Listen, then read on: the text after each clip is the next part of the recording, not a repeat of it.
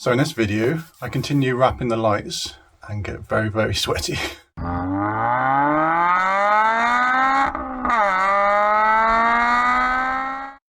YouTube, so we're still in that heat wave at the beginning of August, and I'm going to go out and continue wrapping some lights on the FN2. Probably not my best idea ever, I should just stay inside, but I just want to get it done. Can't really sit down and do nothing. So I might try and see if I can get like a sheet or something and just put a bit of a shelter to make a bit of a break from the sun. So I was pretty impressed with the tinted wrap I used last time, so I bought some more of the medium one. I've also got a light one for the front headlights. I mean, they look the same in the packets, but...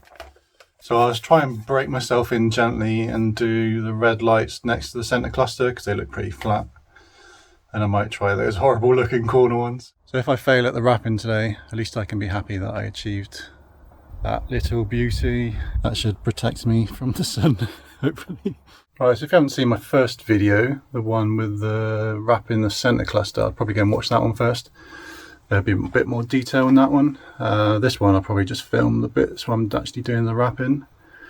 I just need to go and clean them, degrease them, all that kind of good stuff, and then I'll probably pick it up after that. So this stuff's got 3 layers.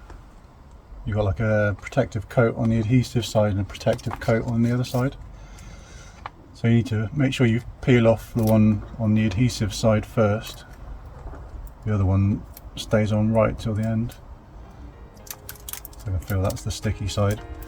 So I'll have to peel that off and give it a bit of spray with soapy water.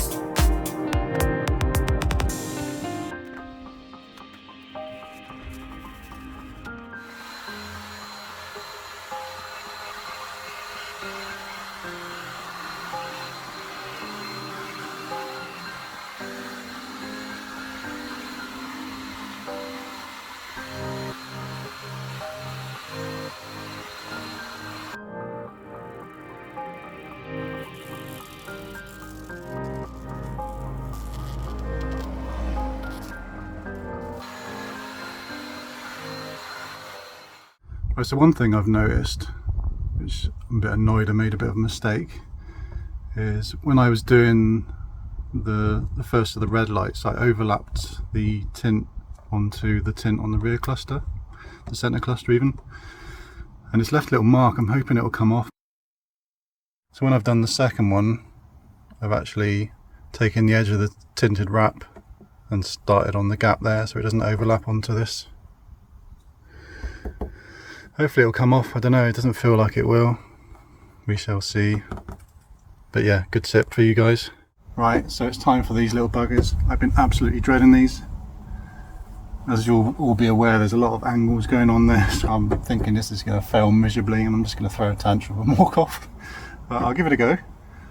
I may have to think of an alternative solution like spraying tint on, but yeah, let's give it a go.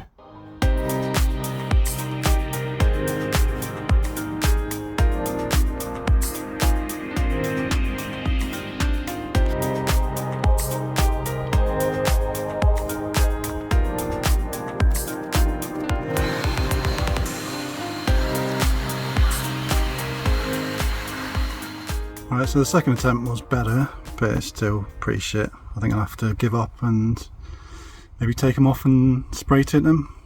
It's a bit of a bugger. Let me show you. So we've got some nice wrinkles up here. and down here. That's just too difficult, there's too many angles going on. Oh well, spray tint it is.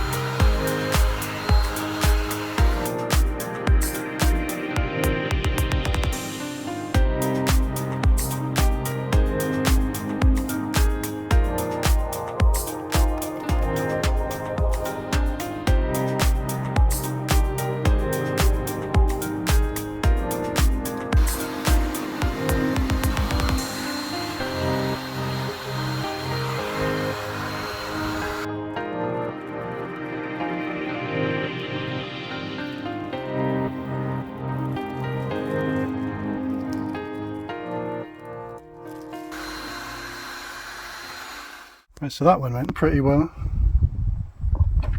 Pretty pleased with that. So I must have unfortunately had a bit of a dodgy bit of wrap. There's a little spot there. And it's all a bit weird up here as well. So I'll have to redo this one, but I don't have enough film to do 3 headlights today, so I'll leave this on. I'll order some more and then I'll replace this next week, I think.